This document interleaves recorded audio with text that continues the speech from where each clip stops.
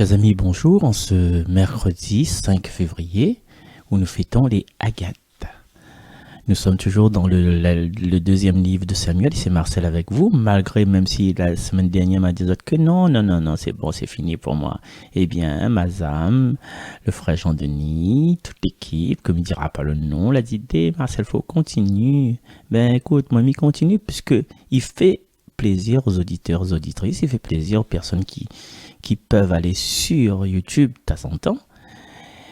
Voilà, c'est mes deux sources maintenant, mes deux vecteurs, parce que, la mettre entre parenthèses, Facebook il est trop chronophage.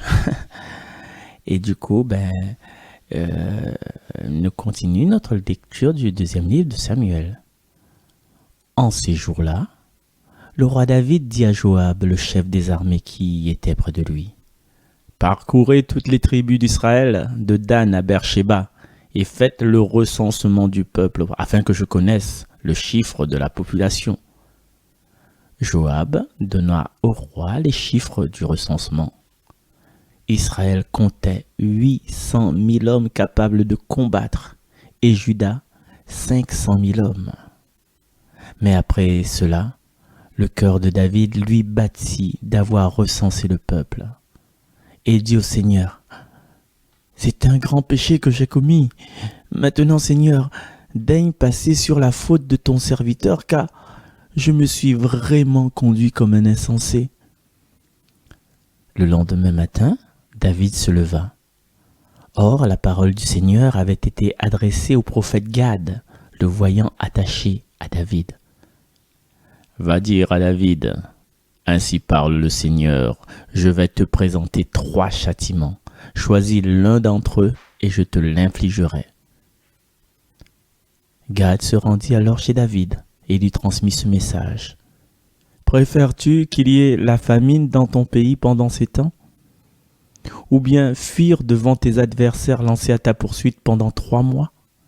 Ou bien la peste dans ton pays pendant 3 jours? Réfléchis donc et vois ce que je dois répondre à celui qui m'a envoyé. » David répondit au prophète Gad, « Je suis dans une grande angoisse, eh bien, tombons plutôt entre les mains du Seigneur, car sa compassion est grande, mais que je ne tombe pas entre les mains des hommes. » Le Seigneur envoya donc la peste en Israël dès le lendemain jusqu'à la fin des 3 jours. Depuis Dan jusqu'à Beersheba, il mourut 70 000 hommes. Mais lorsque l'ange du Seigneur étendit la main vers Jérusalem pour l'exterminer, le Seigneur renonça à ce mal et dit à l'ange exterminateur, « Assez! Maintenant retire ta main. » L'ange du Seigneur se trouvait alors près de l'aire à grains d'Araona, le Jébusien. David, en voyant l'ange frapper le peuple, avait dit au Seigneur, « C'est moi qui ai péché, c'est moi qui suis coupable, mais ceux-là, le troupeau, qu'ont-ils fait? Que ta main s'appesantisse donc sur moi et sur la maison de mon père. » Parole du Seigneur.